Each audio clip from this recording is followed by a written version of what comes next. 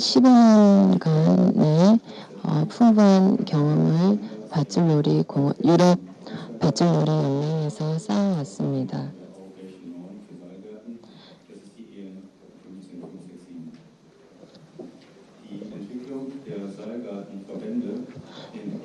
유럽 로프 연맹의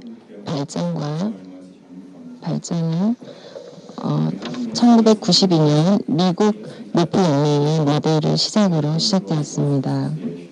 1997년 독일의 로프 연맹이 설립되고 2003년에는 독일 로프 연맹이 유럽 로프 연맹으로 확장됩니다.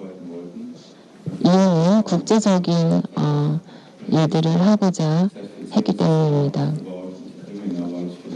유럽 로프 연맹이 발족되면서 유럽의 안전 표준의 정립에 대한 기준이 마련되었습니다. 이 사진은 1997년 밧줄놀이 공원 설치자들, 그 다음에 전문 트레이너들이 모여서 미국에서 설립된 로프 연맹에 대한 여러 가지 기준과 기술들을 배우는 세미나를 가지게 됩니다.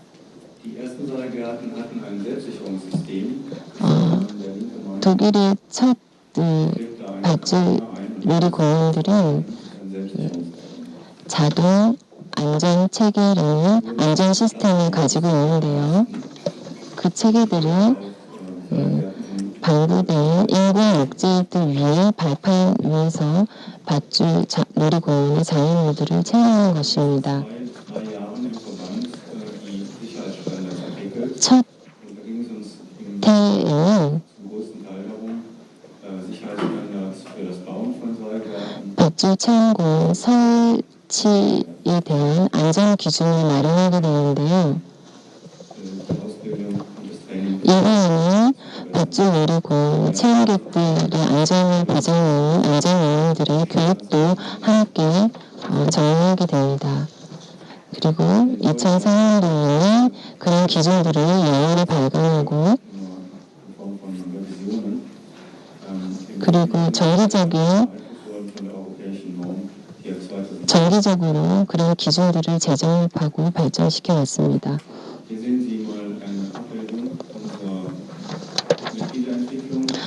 유럽 로프 연맹 회원들의 증가 추이를 사진으로 보고 계시는데요. 처음에는 15명으로 시작한 회원이 지금 29개국에서 약 500명에 달하는 회원들을 보유하고 있습니다. 그 회원들은 설치 공원 회사들도 있고 밧줄 체험 공원을 검사하는 전문가들, 그 다음에 안전요원들, 개인들, 다양한 사람들이 회원으로 가입할 수 있습니다. 유럽 로프 연맹은 운행 이사진이 있고 그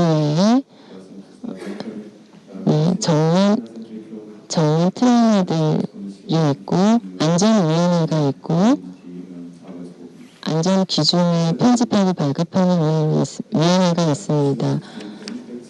그 외에 밧줄 놀이공원을 검사하는 그 안전 검사자들을 교육하는 체계도 있고요.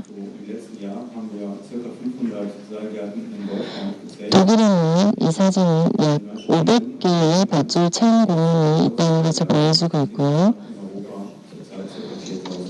유럽에는 총 4,000개에 달하는 밧줄 놀이 공원들이 있습니다. 미국에는 12,000개에서 2만 개에 달하는 밧줄 놀이공원이 있는 걸로 아는데 지금은 정확한 수는 모르겠습니다.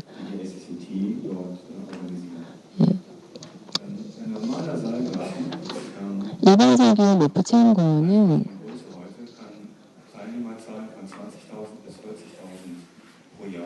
1년에 2만 명에서 4만 명에 달하는 체험객들이 방문하는데요. 독일 밧줄 체험공원의 예를 들자면 1년에 약 10,000명 정도의 체험객들이 방문하고 있습니다. 사진들을 몇 개 보여드리고 싶은데요. 유럽 밧줄 체험 공원들의 사진들입니다. 네, 어드벤처 파크라고 불리고 주로 여가 선행을 위해서 많이 활용되고 있는데요. 주로 기어 오르고 장애물을 건너고 교육학적 체험보다는 여가 선행을 위해서 많이 활용되는 밧줄 놀이공원의 예입니다. 그 외에 전통적인 밧줄 체험공원 중에 낮은 밧줄 놀이공원의 사진을 보여드리고 있는데요.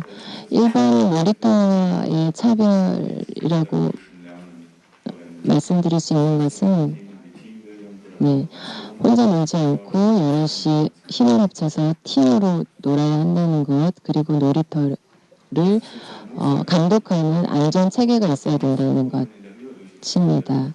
여기는 높은 밧줄 놀이공원 사진인데요. 영리적으로 여가를 위해서 놀이의 즐거움을 추구하는 놀이공원과 다르게 교육학적 차원으로 많이 활용되고 있습니다. 2001년도 전통적인 밧줄 체험장의 사진입니다. 전문적인 안전 기준 표준들에 의해서 설치된 공원인데요. 다양한 안전 체계들이 보였습니다. 초록색 화살은 암벽 등반에서 많이 사용되는데 외부 안전 체계라고 불리고요.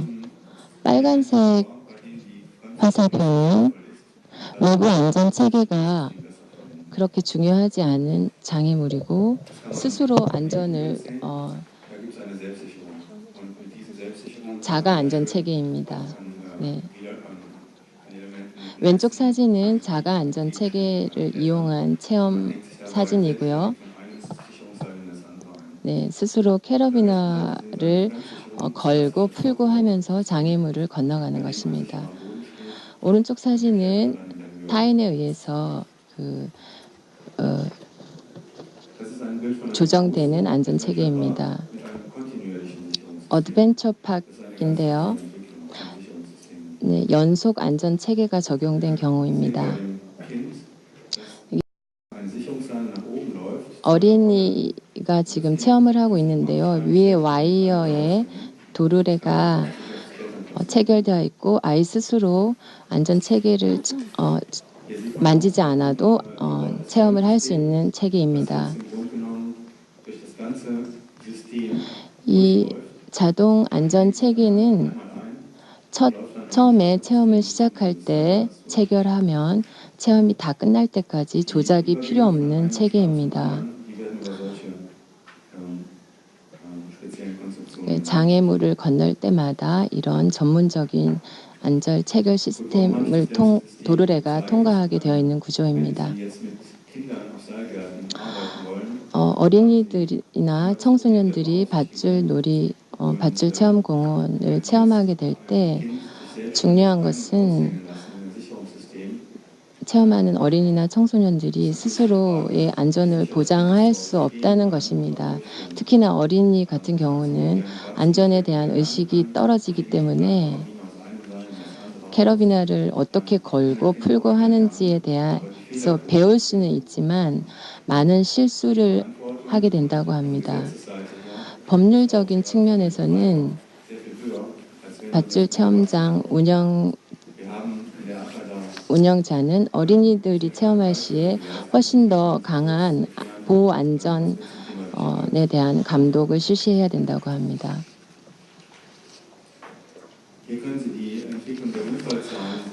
사고의 추이인데요. 2002년부터 2012년부터 있었던 사고들입니다. 유럽 로프연맹이 조사한 사고는 2008년도에 가장 최고조에 달했는데요.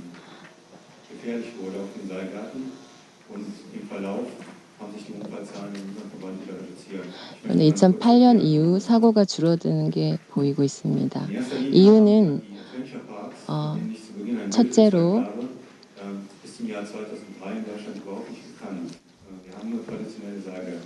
2003년도까지 어드벤처 파크라는 개념이 없었습니다. 2003년도까지는 소그룹으로 밧줄 체험 공원을 전통적인 밧줄 체험 공원을 체험하는 정도였습니다. 어드벤처 파크에는 하루에 200명이 넘는 체험객들이 있고 연속적으로 장애물들을 체험하면서 안전 체계를 조작해야 하는데 그러면서 사고도 같이 증가한다고 합니다. 그리고 체험객이 플랫폼에서 추락하는 사고도 있었습니다. 어린이가 2007년도에 추락하는데 사망에 이르는 사고도 있었다고 합니다.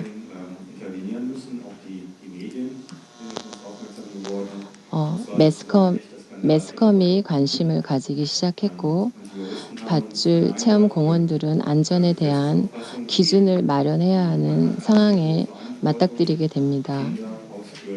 특히 어린이나 청소년들에 대한 보호 감독 의무가 강화됩니다.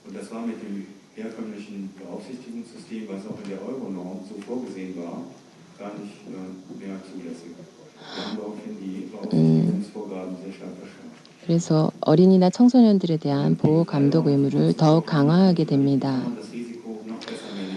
밧줄 체험 공원의 설치 회사들이나 설치자들은 더 많은 관심을 가지고 어떻게 이 안전 체계를 강화할 것인지에 대한 방안을 모색하게 되고요.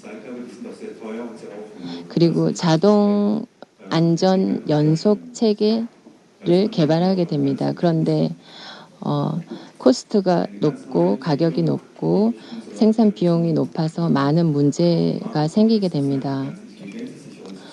새로 개발된 안전 체계 중에 하나는 2개의 카라비나를 체험 시작에 체결하는데 2개의 캐러비나가 동시에 열리는 것을 방지합니다. 그래서 다음 장애물로 넘어갈 때는 캐러비나를 1개씩밖에 열지 못하고 그래서 추락하는 사고가 현저하게 줄어들게 됩니다.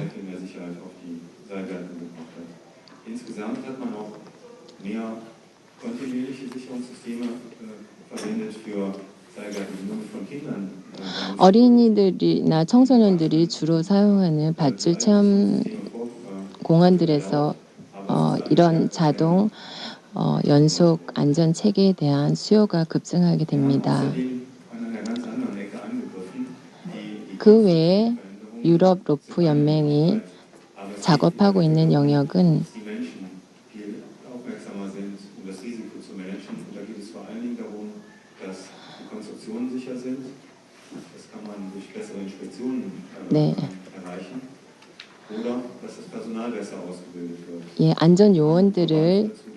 안전 요원들에 대한 교육을 강화하고 밧줄 놀이 공원들에 대한 검사를 강화하고 그러므로 해서 밧줄 놀이 공원들의 품질을 향상시키는 영역입니다. 유럽 로프 연맹이 담당하고 있는 교육은 안전요원 교육, 밧줄 놀이공원 안전 검사 교육 등이 있는데요. 100개가 넘는 설치 회사들을 교육하고 그 회사들의 안전요원들을 교육하는 일을 맡고 있습니다.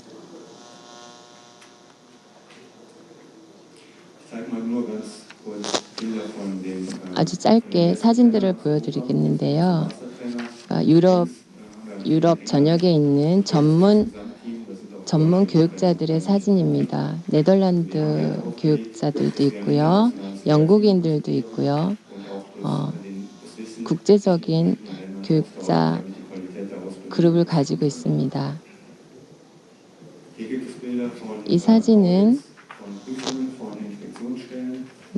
밧줄 놀이공원의 안전을 검사하는 영국인을 교육한 사진인데요. 또 오른쪽은 네덜란드 안전 검사 요원을 교육하는 사진입니다. 이 사진들을 통해 말씀드리고 싶은 것은 국제적으로 전 유럽 전역에 이런 검사 요원들을 교육하는 일을 하고 있다는 것입니다. 영국에서 안전 요원들과 검사자들을 교육한 사진입니다.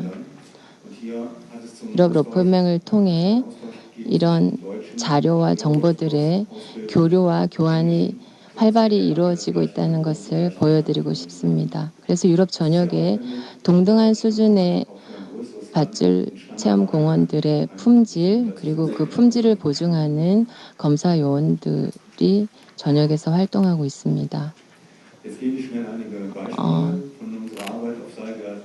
밧줄 체험 공원들에서 청소년 체험에 대한 말씀을 드리고 싶습니다. 룩셈부르크의 경우인데요.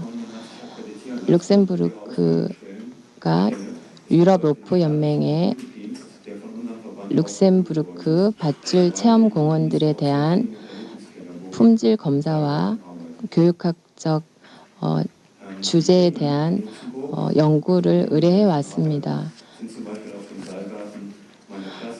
룩셈부르크 국립 청소년 연맹이라고 할까요?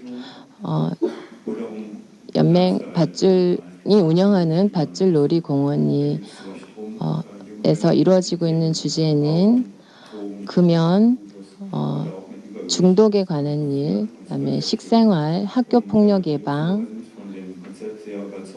그다음에 공동체 의식 함양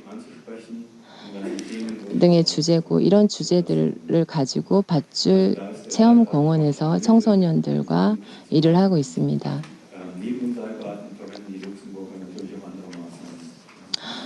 예, 룩셈부르크는 청소년 활동에 다양한 영역을 적용하고 있는데요. 그 중에 하나가 밧줄 체험 공원입니다.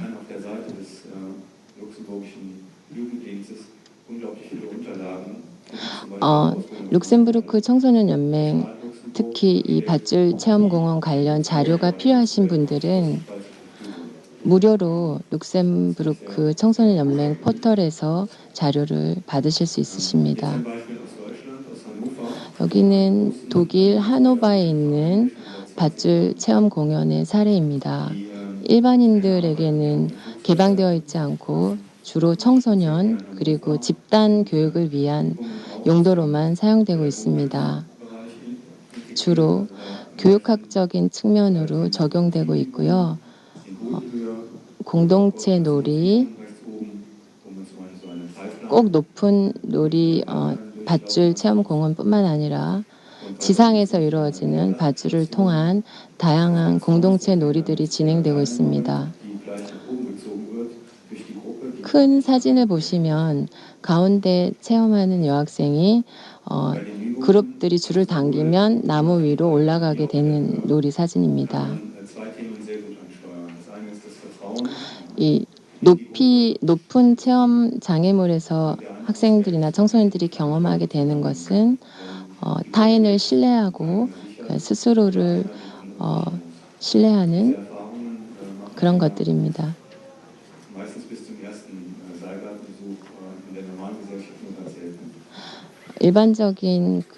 일반적으로 경험하기 어려운 것들을 학생들이 밧줄 놀이공원에 와서 경험하게 됩니다. 오른쪽 사진은 그룹이 한 사람의 체험생을 조정하는 건데요. 아래에 있는 그 친구들이 도움을 주지 않으면 체험하는 학생은 장애물을 건너갈 수 없습니다. 왼쪽 사진은 청소년이 안경을 쓰고 있는 사진인데요. 저 안경은 특수 제작돼서 만약에 음주한 후에 보이는 시야, 술을 마시고 보이는 시야를 얻게 하는 그런 안경인데요. 술을 마시고 나면 세상이 어떻게 흔들거리는지를 체험할 수 있게 하는 안경이라고 합니다.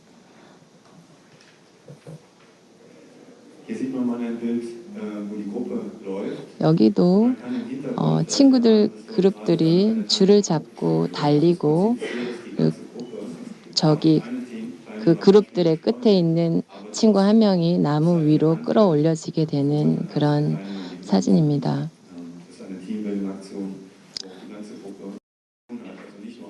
그 모든 팀 구성원들이 능동적으로 활동하게 되고 팀 간의 공동체 의식 함양을 위해서 아주 좋은 놀이입니다. 데이터를 좀 보여드리고 싶은데요. 밧줄 놀이 공원들이 얼마나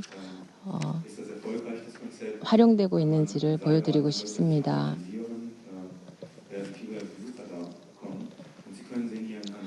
하노바의 경우 밧줄 놀이공원의 그 사용이 매년 증가하고 있는 것을 볼 수 있는데요. 연도가 보이고 그다음에 사용 일수가 보이고 연간 사용 비율이 보이는데요. 겨울에는 개장하고 있지 않아서 100%의 활용이 보이지 않습니다.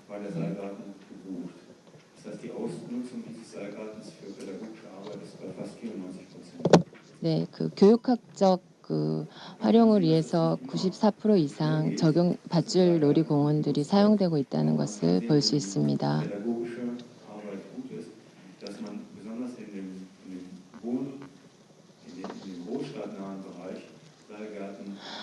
주로 대도시 근처에 있는 밧줄 놀이 공원들이 아주 많이 사용되거나 또는 많은 체험객들이 사용하고 있는데요. 이 사진에서 사용자들의 수가 적었지만 이유는 그 안전요원들이 잘 교육받지 못했고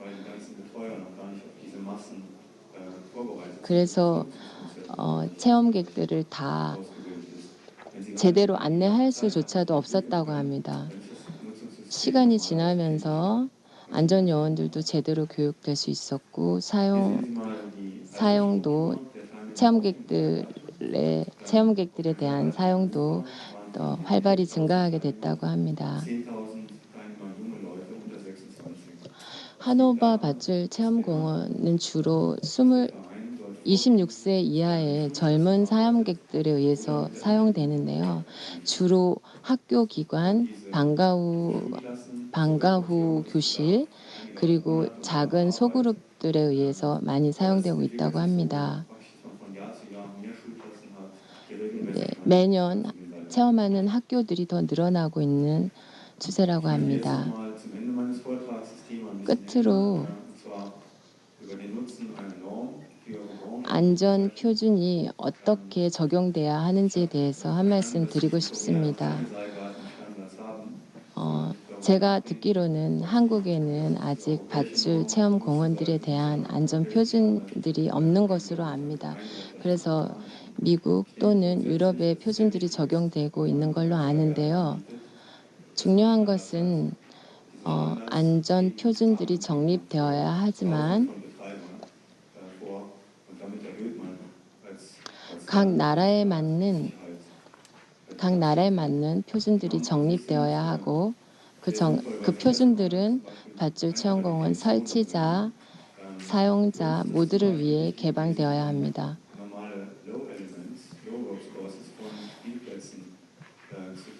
낮은 밧줄 공원과 놀이터의 차이는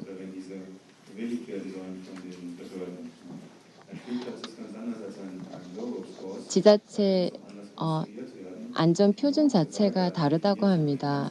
설치 시에 적용되는 기준들이 다르기 때문에 그런 것들 차이를 예방하고 제대로 설치되기 위해서 이런 밧줄 체험공원들에 대한 안전 표준은 정말 중요하다고 생각됩니다. 이 표준은 밧줄 체험공원을 운영하는 사람들이나 또는 설치하는 회사 모두에게 필요한 자료라고 합니다.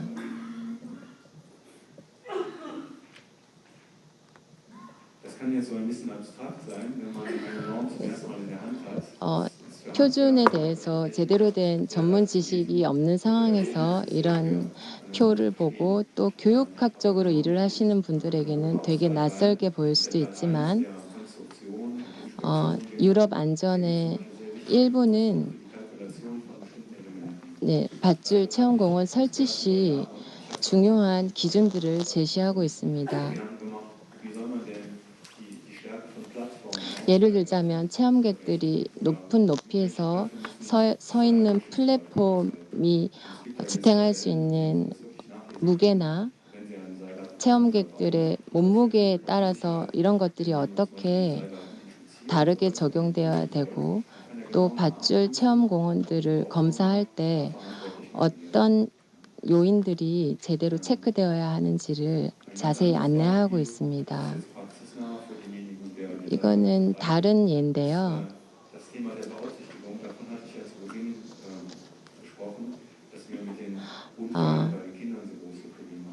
독일에서 밧줄 체험공원을 방문하는 어린이나 청소년들의 사고가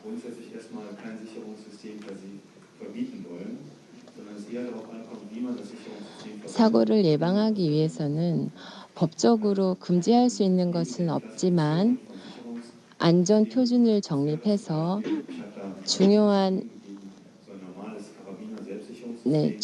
안전 체계에 대한 기준을 제시하면 이런 사고들을 많이 예방할 수 있을 것으로 압니다.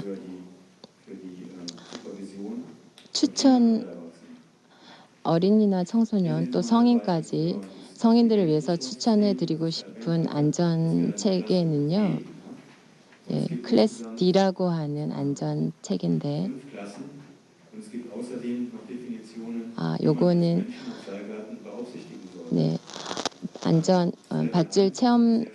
밧줄 놀이공원을 체험하는 체험객들의 어떤 안전 보호 감독 기준을 적용해야 되는지를 보여드리고 싶습니다. 1단계는 어린이나 청소년 또는 체험객이 실수를 할 경우 그 자리에서 바로 도움을 줄 수 있는 단계이고요. 2단계에는 청소년들이 스스로 밧줄 체험공원에서 장애물을 건너면서 도움이 필요할 때 근거리에서 도움을 줄 수 있는 단계고요. 세 번째 단계는 안전요원이 바로 옆에 있지 않지만 도움을 요청하는 소리를 들을 경우에는 바로 달려가서 도움을 줄 수 있는 단계입니다. 성인들의 경우에도 100% 안전은 없다고 합니다. 그래서 이런 1부터 3까지의 안전 단계들을 체험객들의 연령과 장애물의 그 난이도에 따라서 잘 적용해서 밧줄 놀이공원들을 설치하고 운영해야 된다고 합니다. 테이블인데요. 체험객들의 연령과 어떤 보호감독 단계가 적용되어야 되는지를 보여주고 있습니다. 제일 왼쪽은 어린이들을 위한 안전 단계고요. 어린이들과 그 다음에 그 밧줄 놀이공원에 처음 입장해서 장애물이나 안전체계에 대한 교육을 받는 샘플 코스에 대한 보호감독 그 단계 적용의 경우고 가운데는 그 샘플 코스를 배우고 나면 5개의 장애물을 스스로 체험하는 기회가 있다고 합니다. 그때 적용될 수 있는 보호감독 단계를 보여주고 있고요. 마지막으로는 전체적인 밧줄 체험공원 체험할 때 적용되는 안전 단계, 보호감독 단계들을 보여주고 있습니다.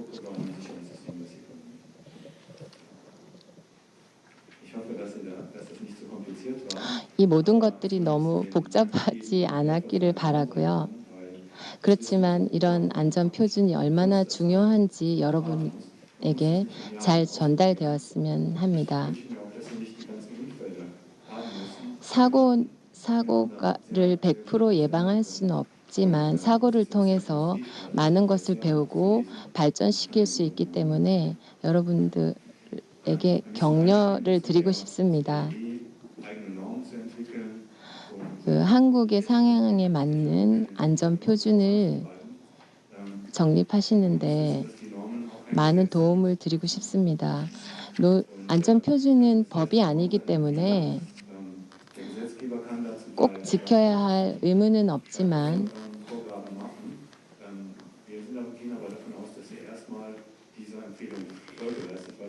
사용자들과 설치자 모두를 위해서 꼭 필요한 것이기 때문에 한국의 안전 표준이 잘 정립될 수 있기를 바랍니다. 국제적으로 밧줄 체험공원에 관한 많은 정보와 자료들이 있으니까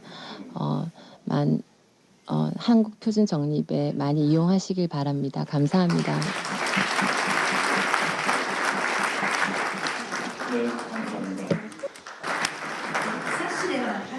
책자에서는 28페이지로 되어 있는데요. 화면도 크기 때문에 화면을 보시면 될 거라고 생각합니다. 오늘은 국립청소년교육진흥기구 일본입니다만 일본에 있어서의 시설 설치에 대해서와 기구 본부가 실시하고 있는 안전연수에 대해서 설명해 드리겠습니다.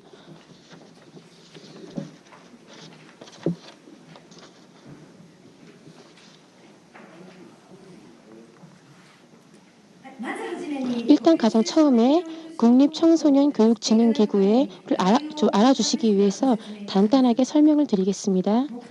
목적은 청소년 교육의 진흥과 건전한 청소년의 육성입니다. 체험 활동을 통한 청소년의 자립을 통일 테마로서 내걸고 있습니다. 기구의 경위입니다만 1959년에 국립주호 청소년의 집, 1965년 특수법인 올림픽 기념 청소년 종합센터, 1975년에 국립무로토 청소년의 집이 설치되었습니다.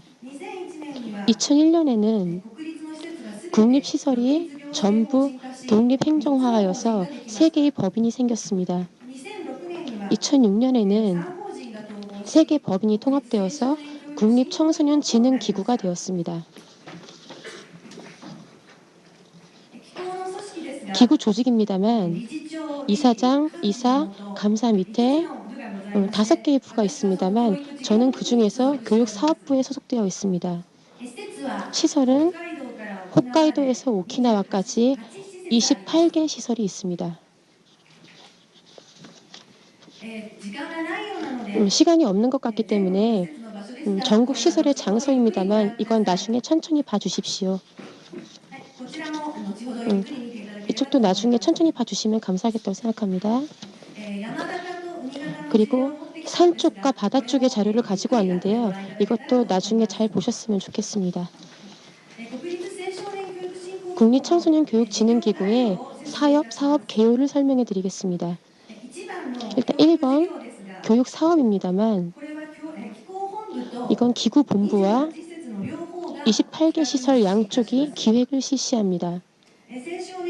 청소년 교육에 관한 모범적인 프로그램의 개발, 청소년 교육 지도자와의 양성 및 자질 향상, 청소년 체험활동 등의 중요성에 대해서 알리고 일깨움, 청소년 국제교류 추진 등을 실시하고 있습니다.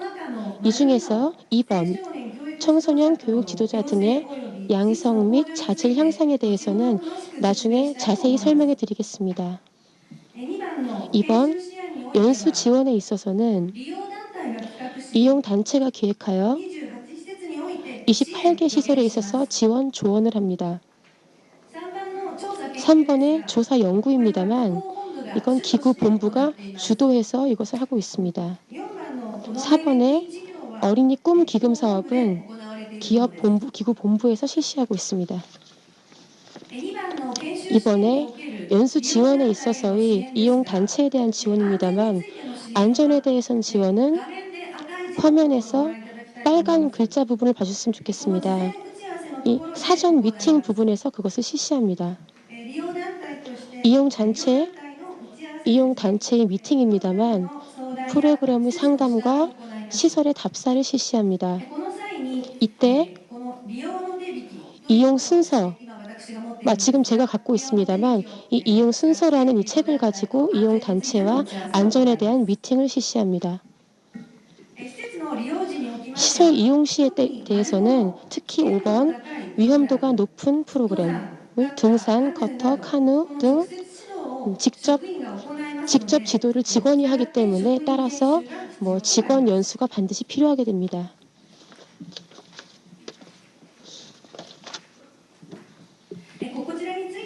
이곳에 대해서도 나중에 천천히 봐주셨으면 좋겠습니다. 그럼 기구에서 실시하고 있는 청소년 교육 지도자의 양성, 연수에 대해서 설명하고 싶다고 생각합니다. 청소년 지도자를 대상으로 한 실습 연습은 그 녹색 부분입니다. 체험활동 안전관리 연수, 그리고 자원봉사 양성 사업 등을 실시하고 있습니다. 현재 관민 일체로 실시하고 있는 자연체험활동 지도자 양성 사업에 대해서는 노란색 부분이 되겠습니다. 교원 대상으로서 실시하고 있는 것은 핑크색 부분입니다. 청소년 교육 지도자를 대상으로 하고 실시하고 있는 체험활동 안전관리 강습에 대해서 설명해 드리겠습니다.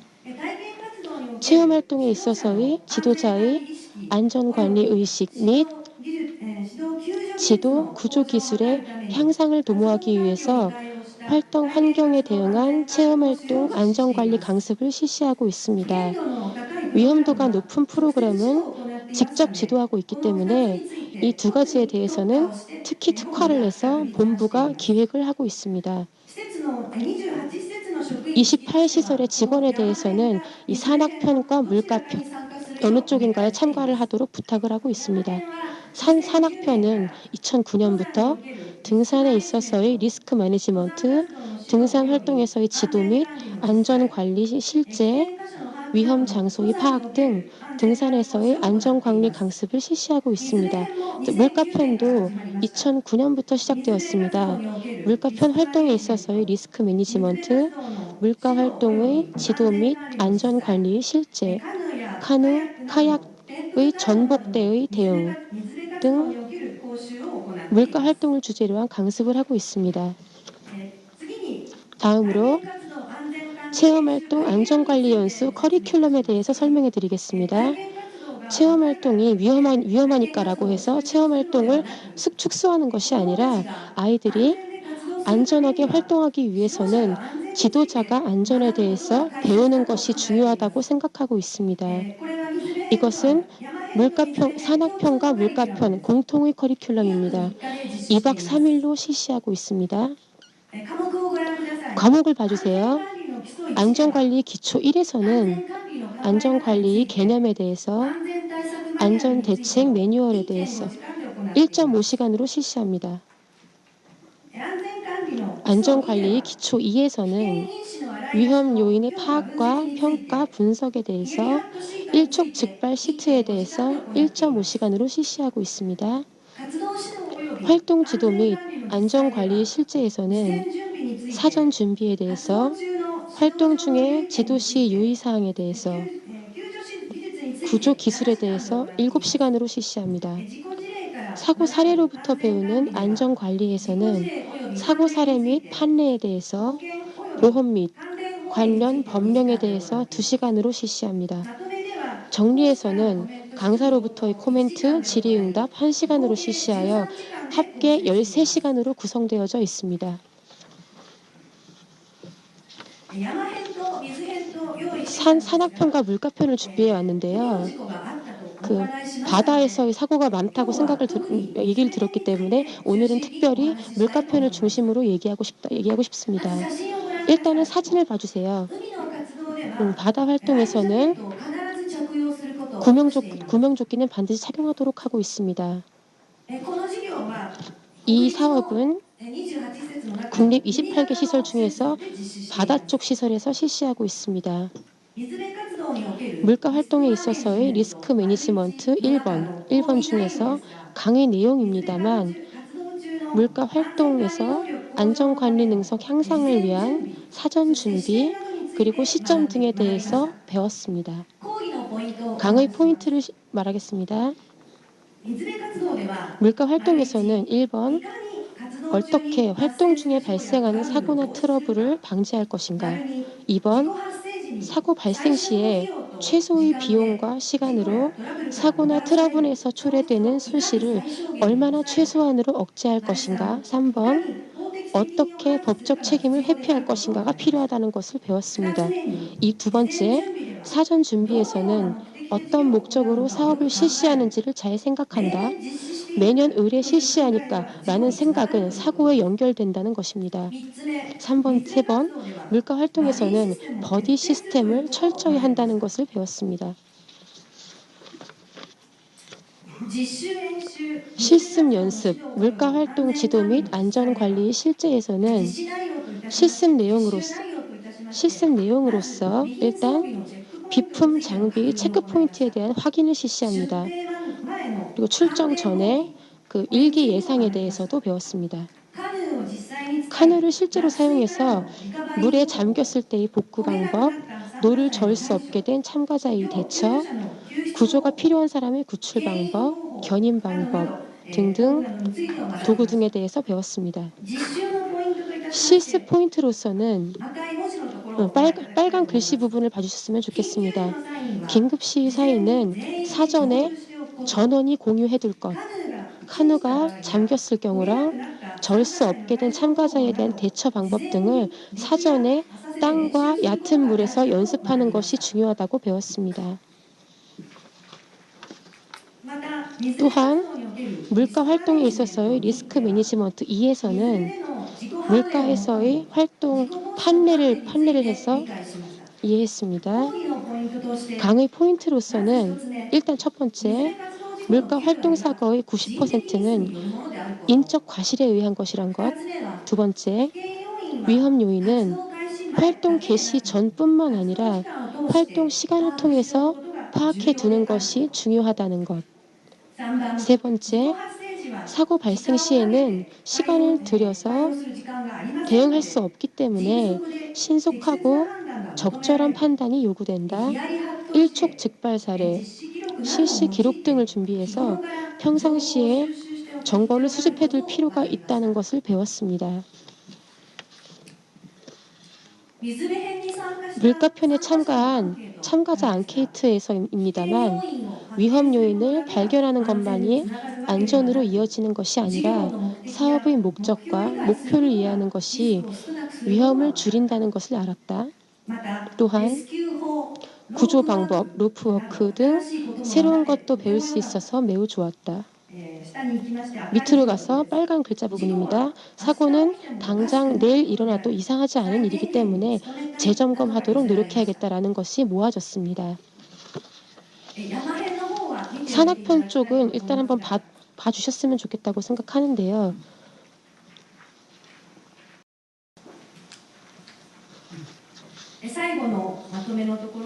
일단 마지막 정리 부분에서 말씀을 해드리고 싶다고 생각합니다. 일단 안전 프로그램을 만드는 것은 지도자입니다. 산악편은 그냥 봐두셨으면 좋겠기 때문에 일단 봐주십시오. 마지막으로 시간이 없기 때문에 조금 스킵했습니다만 안전 프로그램을 만드는 것은 지도자입니다. 안전 프로그램을 작성하는 지도자에 대해서 이런 안전 연수를 실시하는 것이 매우 소중하다고 생각하고 있습니다. 국립청소년교육진흥기구는 아이들이 안심하고 안전한 환경에서 마음껏 활동할 수 있도록 날마다 노력하고 있습니다. 조금 시간을 좀 짧게 하셨으면 청취해 주셔서 감사합니다.